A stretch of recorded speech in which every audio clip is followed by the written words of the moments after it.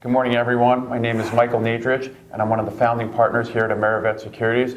I'm pleased again to have our head of rates commentary, Greg Faranello. Hey, Greg, how are you? Good to see you. Mike? Okay, it's been a considerable amount of time since July.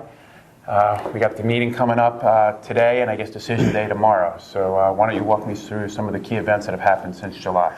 Sure. Thanks for having me, Mike. So last July 31st, the Fed cut 25 basis points.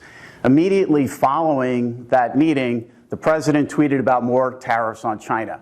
So in the month of August, we saw one of the biggest rallies in the U.S. Treasury market historically.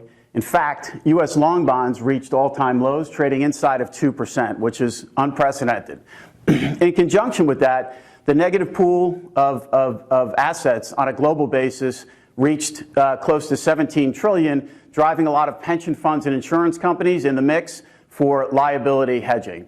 Yield curve inverted, 2s, 10s, a lot of chatter about negative interest rates, and a lot of discussion about the potential for a recession off the back of that. Interesting. So I noticed you had a timely call earlier this month on a reversal in rates. What drove you to make that call? So the extreme in the market, right? We sat down in September, and August was really an illiquid month. So we did put out notes to clients saying that we did think there were distortions in the market, both on an outright basis and yield curve basis. And 10-year notes repeatedly tried to trade inside of 150. We revert back to 2015-2016 period where 10-year notes traded to 135, failed, and then sharply reversed.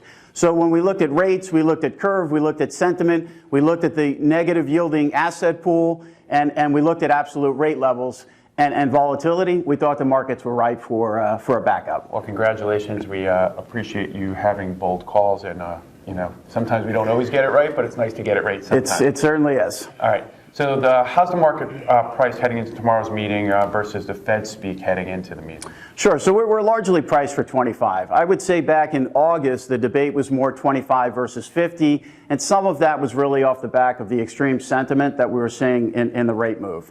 Now I would say the debate is really more along the lines of 25 versus not cutting at all, but the market is firmly priced for 25 basis points, and that's roughly where we've been. In terms of Fed speak, there's still dissension. We have a couple of Fed officials that see no need for a cut. We have a couple of Fed officials that I think see the potential for a 50 basis point cut, and personally, we see Powell right down the middle at 25. Understood. Okay.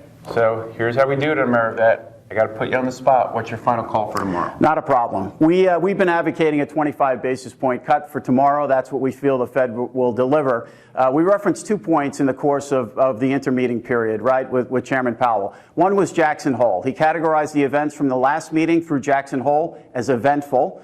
And recently, when he spoke in Switzerland, he said the global risks were substantial. So when we put that into a blender, we still see the chairman as wanting to sustain the expansion. We see the committee still in risk management mode.